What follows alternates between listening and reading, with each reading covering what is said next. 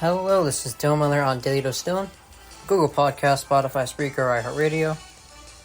This is Dylan Miller on Daily Dose Dylan. We got good stuff on my first day back from vacation. I think it's only NFL today, if I'm not mistaken. But, ended the podcast. I will talk about the potential Hall of Fame inductees, break each of them down and their careers, whether or not I think they're deserving going into the Hall of Fame first ballot. But first I'm going to start at the Giants camp.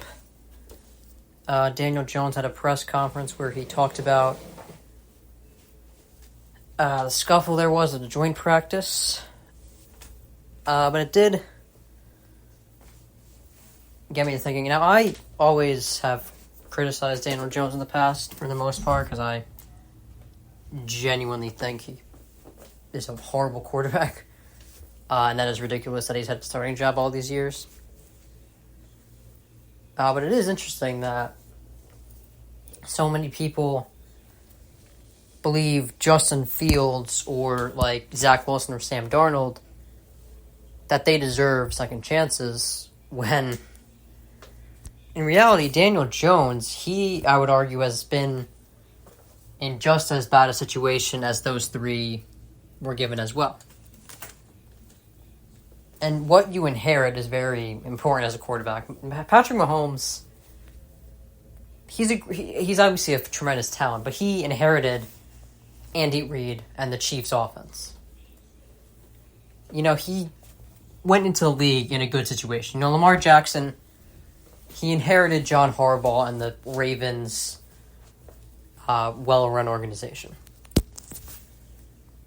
People like Justin Fields, Daniel Jones, they go to the Giants. They get Joe Judge and Matt Nagy. You know, so the main thing here is that if you compare Daniel Jones and Justin Fields, their stats, if anything, Daniel Jones is slightly better. Daniel Jones is a 64% completion percentage, Justin Fields is 60%. He has 240 yards a game, Justin Fields is 222. He has an 85 passer rating. Fields has 82. Also, the win percentage. I mean, Justin Fields has a 26% win percentage compared to Daniel Jones, who admittedly has played more games, but still, 38% win percentage to 26 is a big difference. But it's weird because Fields, not only do most fans believe he deserves another chance, he seems to be getting a second chance with the Steelers right now. Based on what I hear at camp, he's going to be the starter there this year. Whereas Daniel Jones, he's getting crapped on by the people in the organization and the fan bases. You know, and I don't think either of them are any good as a starting quarterback. I think they would all make tremendous backups, but as a starter, absolutely not. You know, so, you know, and Daniel Jones, he's better in the pocket than Fields. Fields is more athletic, but when you're a quarterback, athleticism isn't a big factor. You know, you have to be strong in the pocket, and Daniel Jones is better than Fields is in the pocket, and I would say both of them are pretty turnover prone. But like, it's not just Fields, it's like Sam Darnold has gotten other jobs and Zach Wilson has. I think if Daniel Jones was cut from the Giants today, he wouldn't get the same opportunity. And also, it is important to mention, Daniel Jones, I would argue, has played in a better division than Justin Fields has. Or what's the name? Zach Wilson, for that matter. Because Daniel Jones he's faced the Eagles, who have appeared in 2 Super Bowls in the last 10 years, winning one, and then going toe-to-toe with the Chiefs in the other. He's also in a division with, I hate to say it, but the Cowboys, who have won 12 games 3 years in a row. So he has those 2 big teams, whereas Justin Fields, he really only had the Packers, and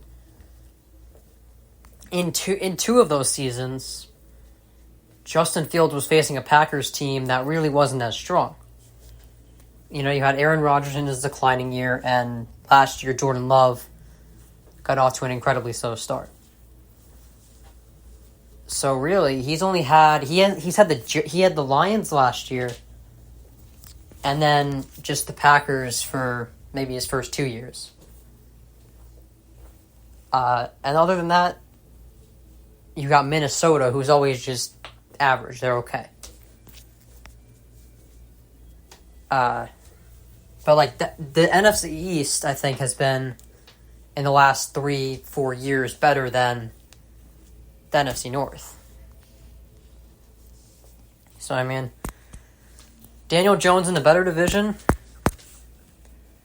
with better stats. It's kind of odd to me that he has gotten. He's been much less well received than Fields has in his career. All right, so Micah Parsons made a comment after training camp a few days ago saying there's nothing the Cowboys offense can do to stop him. Now Micah Parsons, I think, is a top 3 pass rusher in football right now. I think him, TJ Watt, Bosa, and Myles Garrett are very good. And I think he's right up there with them. His problem is in 4 playoff games, he has 1 single sack. And last year against the Packers, they've had a great O-line for a while now. Last year against the Packers, he was invisible. And that's really the story with the Cowboys. And that's where I'm critical of them. They're great in the regular season. Dak damn near won MVP last year.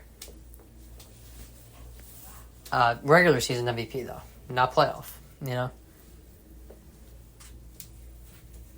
I commend them for winning 12 games 3 years in a row, but I condemn them for being 1-3 in the playoffs the last 3 years.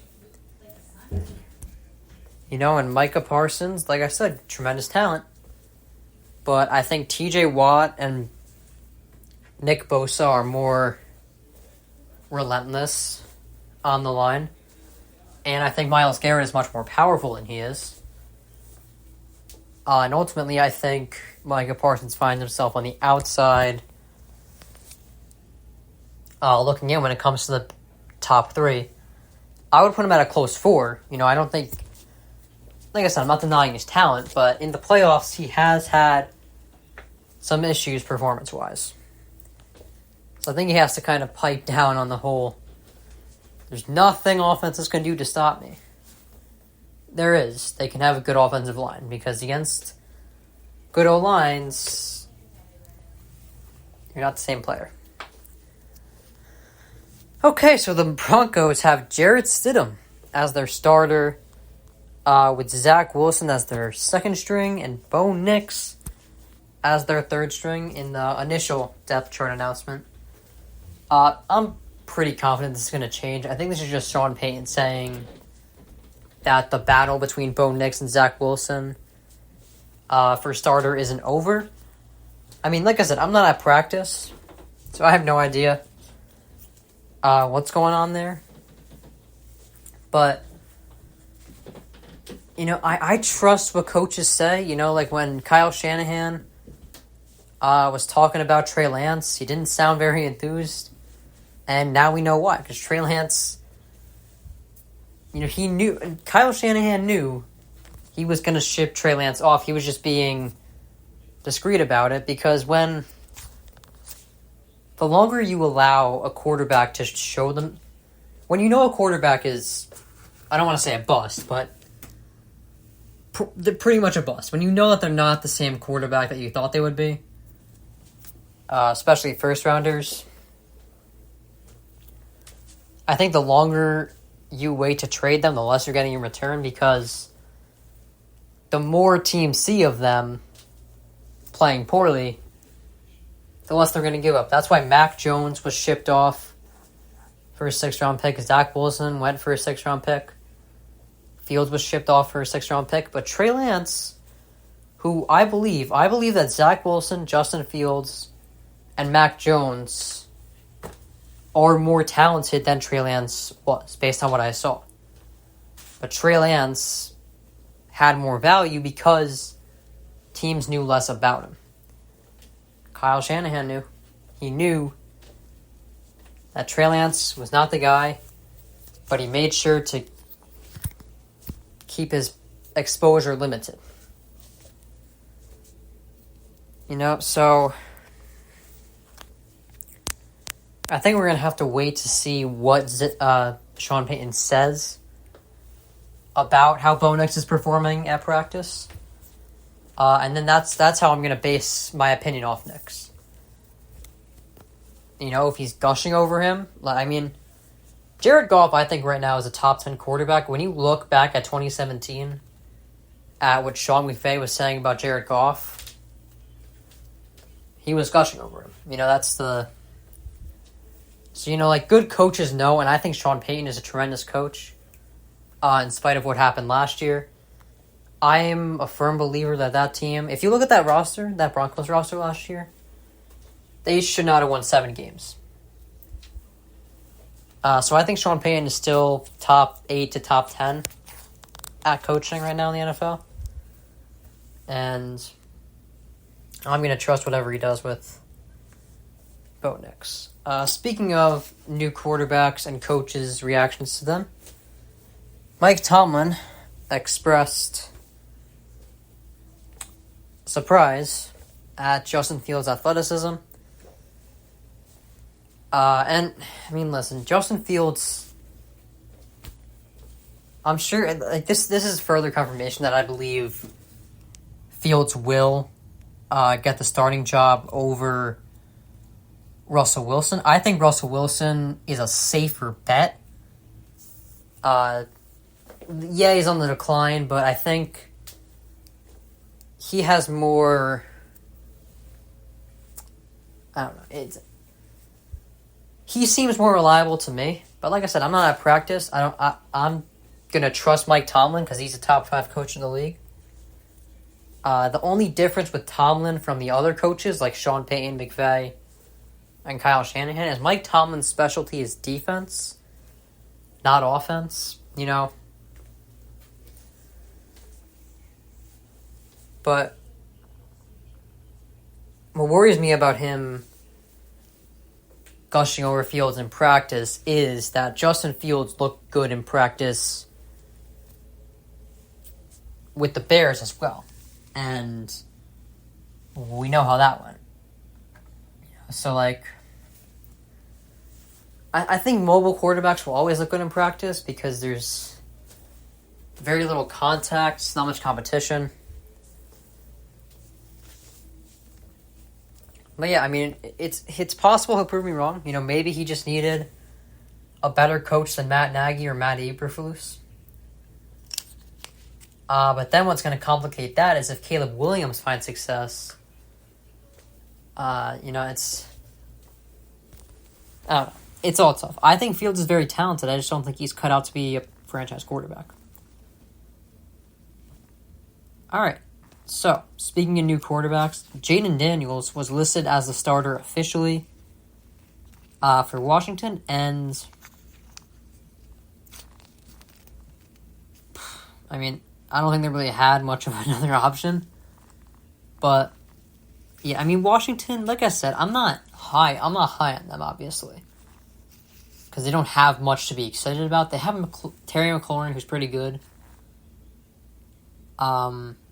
And, I think Jaden Daniels, like I said, I think he's going to have a very similar rookie season to Lamar Jackson, where you see the talent, but it's not going to be pretty. He's going to have a low completion percentage, probably. He's going to look a little sloppy with the passing game, but he's going to show a lot of athleticism. And with the right coaching, like I said earlier in the show, Lamar Jackson benefited from having John Harbaugh, who is a great coach. And his specialty is developing players. He develops players fantastically well. So,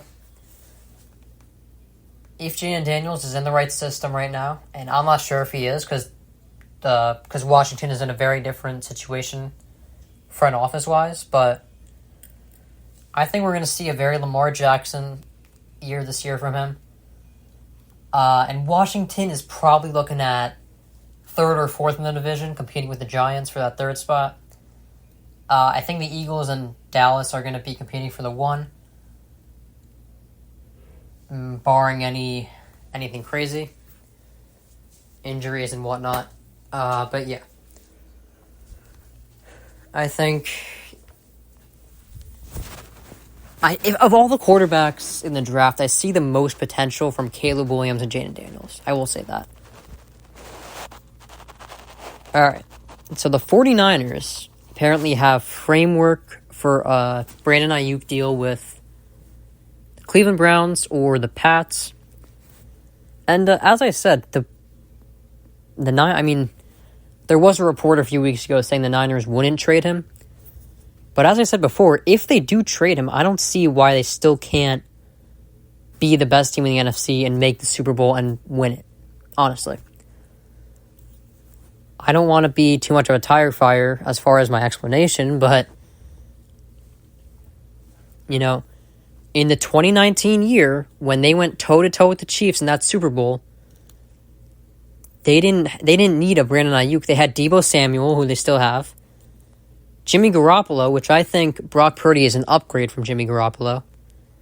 They have CMC, who's a major upgrade from Raheem Mostert. And other than that, they have a pretty similar team, and they still have Kyle Shanahan as their coach. So there's no reason they can't be right up there competing for the Super Bowl yet again.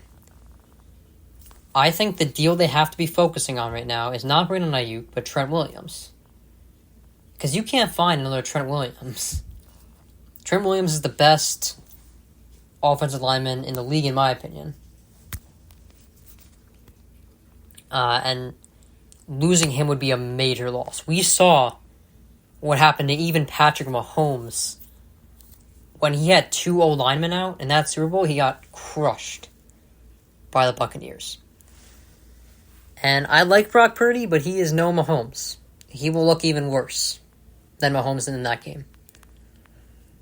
But, Brandon Ayuk, he's very talented, but if he's asking for an unreasonable amount of money, it's not really worth it. Trent Williams, CMC, Deebo Samuel, I think those are your three main guys to be focusing on. And when you look at it, the Chiefs, they let go of Tyreek Hill, and they still are winning without him. We all thought, oh my God, they're getting rid of Tyreek Hill. That's a major part of their offense, and it was. But the Chiefs' offense proved that good coaching and good quarterback play doesn't really... when you have a good coach and a good quarterback, then you don't really need a certified number one receiver. Just one good weapon, which the Niners have. They have CMC, and Deebo Samuel is very talented too. So that makes up for... And they still have Kyle Shanahan, so that makes up for losing Brandon Ayuk.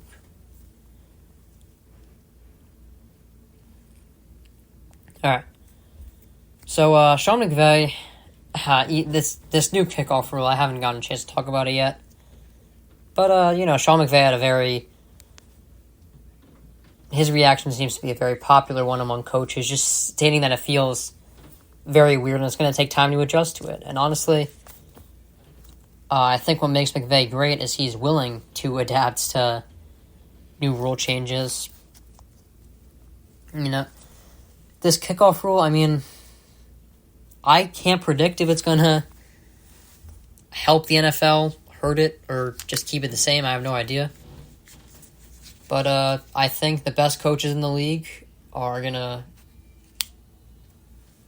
avoid complaining about it, simply adjust. And I think Sean McVay is willing to do that. That's what's gonna cause the Rams to, in my opinion, be a very big sleeper in the NFC. I've made my predictions as far as standings. I'm really not sure on the AFC, but I'm pretty confident NFC wise. You got your division winners. I think are going to be the Eagles, Lions, Niners, and I think the Falcons are going to come away with that division in the NFC South, or the Bucs, but I'm going to stick with the Falcons now. And then your 3 wildcard teams, I'm going to say Packers, Cowboys, and the Rams. For your 3 wildcard teams there. And like I said, the Bucs are a big sleeper as well. I think they can get in. Baker Mayfield had a very good bounce back year last year. But yeah, I just thought it was interesting. Sean McVay saying that he is the main thing to focus on is adjusting to this rule.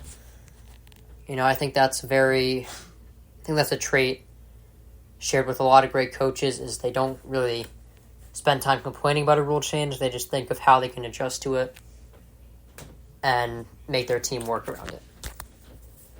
All right, so the Chargers are reportedly struggling to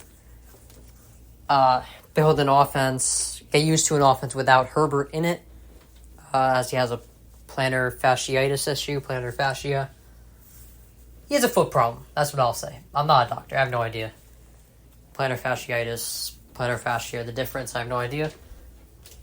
Herbert has a foot injury. That's a problem for the Chargers. But I think the fact that they're struggling to make the offense work without him shows his value and further cements his credibility as a top 5 quarterback in the league. I think there are 3 quarterbacks right now in the league that could realistically go toe-to-toe with Mahomes. That's Josh Allen. He's done it before in multiple playoff games. Joe Burrow. He's beaten him in a playoff game. Then there's Lamar Jackson. Obviously, he's got a bit of a problem as far as how he performs in the playoffs, but like I said, Harbaugh develops players better than anyone, and Lamar is a 2-time MVP, just like Mahomes. So I think Lamar, Allen, and Burrow are the 3 quarterbacks that can compete with Mahomes. But I think if Herbert was in a better situation, he would be right up there too. He'd be right up there with Allen and Mahomes, in my opinion. And I think Jim Harbaugh's addition will be helpful. But with him being injured, it's not off to a great start. Alright, so finally, Luke Kuechly, Eli Manning, Terrell Suggs, they are among first-year Hall of Fame eligible players. Now, I did always say I don't think Eli Manning would be a first-ballot Hall of Famer, but I don't know, it's tough to say. It's all voted on by the media. But yeah, here are the notable players. I'm going to run through the list. The notable players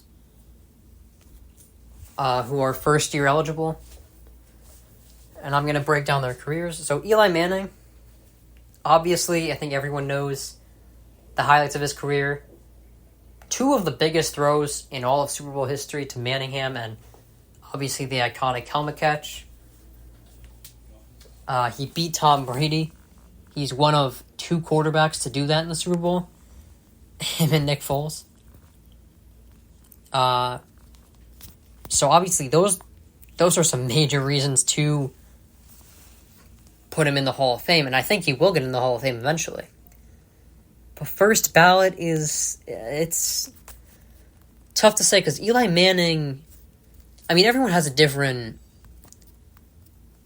I think, standard when it comes to electing people to the Hall of Fame first ballot, I don't think Eli Manning was ever a top 5 quarterback in the sport, ever. His stats aren't very... I mean, he had a 500 career winning percentage, 117 and 117. 60% completion percentage on the career. He had 3 years with 20-plus picks. It's... obviously beating Tom Brady, having Super Bowl success, winning 2 of them, and 2 Super Bowl MVPs is big. But then there's the statistical standpoint where it's tough to say he's a first ballot guy. So I think he's going to get elected, but I don't think he's a first ballot Hall of Famer. Then there's Marshawn Lynch. He's another interesting one. I think, unlike Eli Manning, there was a time where Marshawn Lynch was a top 5 running back in the league. He has some of the most iconic runs of all time. And possibly the most iconic nickname ever. But it's... He's got a bit of a... I don't know if it's a stat problem. He didn't... I think the latter part of his career, after that 2014 season, where he led the league in touchdowns, he really began to fall off a bit. And, he did retire, come out of retirement briefly, but I don't know. I don't know if he had enough years at the top to be a first ballot guy. He did have 6 years, over 1,000 yards rushing. I mean, he had a lot of solid seasons. He was, like I said, in his prime, easily a top 5 running back in the league.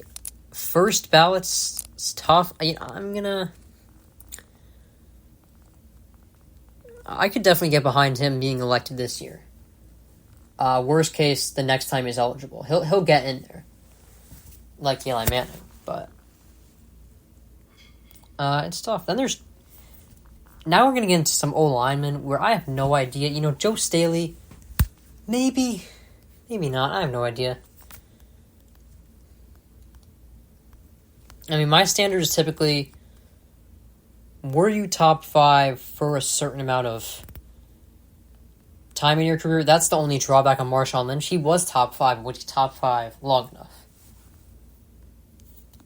And then Eli Manning, like I said, he has 2 big Super Bowl wins over Tom Brady, and that's going to be his driving case. But I don't think it's going to be enough to get him in first ballot. Joe Staley, 6-time Pro Bowler. I don't know if he's a first ballot guy. O-linemen are so weird. It's really tough. Marshall Yanda, I think I would say Marshall Yanda gets in this year. He was the best O-lineman for a while. And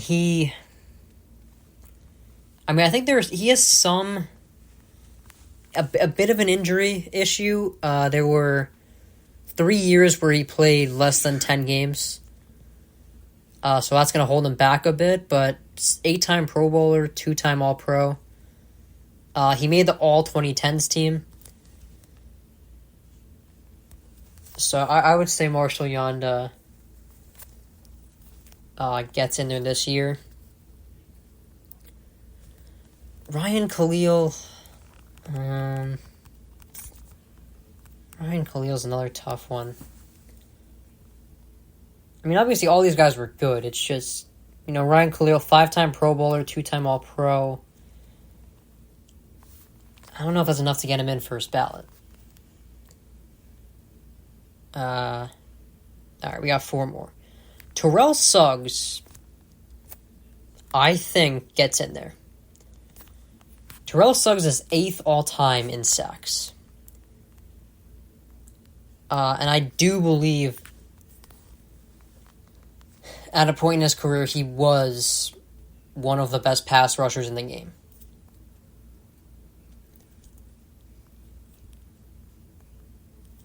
You know, and being top 10 all-time in sacks, having more sacks than Lawrence Taylor, is big. 7-time Pro Bowler, Defensive Rookie of the Year, Defensive Player of the Year. I would say Terrell Suggs gets in there this year. Luke Kuechly. Now, his problem is going to be a longevity one because he retired early. But when he was in the NFL, I think he was the best linebacker for 3 to 4 years. 7-time Pro Bowler, 5-time All-Pro, Defensive Player of the Year, Defensive Rookie of the Year, like Terrell Suggs. I think he squeezes in. Earl Thomas, Legion of Boom. I mean, that's one of the most iconic defenses ever. You know, and Earl Thomas, I think he was one of the best safeties in his prime. 7-time Pro Bowler, 3-time All-Pro. I think he's kind of on the fence there. And then we got Adam Vinatieri, who I think definitely deserves to get in there. I know it's ridiculous, he's a kicker and all, but he has 2 of the most iconic kicks ever, and the Patriots don't win those 2 Super Bowls without him. And a 2-decade-long career is very impressive. So, just a review of those 9 notable players eligible to get in the Hall of Fame. I would say the ones getting in this year: Marshall Yanda, Terrell Suggs, Luke Kuechly, Adam Vinatieri. So those are the 4. And then the other 5, Joe Staley, I'll say he gets in. So that's 5 people getting in. Eli Manning, I think, is going to have to wait. I think Ryan Khalil is going to have to wait. And as well as Earl Thomas. Luke Kuechly is, I think, getting in this year. So Earl Thomas, Ryan Khalil, Joe Staley, and Eli Manning, I think, have to wait. But, all right, that is it for today. This is Dylan Miller on Tomatoes Done. I will be doing a podcast Wednesday and Friday. And I'll be back the week after that. Should be every day. So, yeah, that is the schedule for the rest of the week. This is Dylan Miller on Daily Dose Dylan. Have a good day. I will see you tomorrow.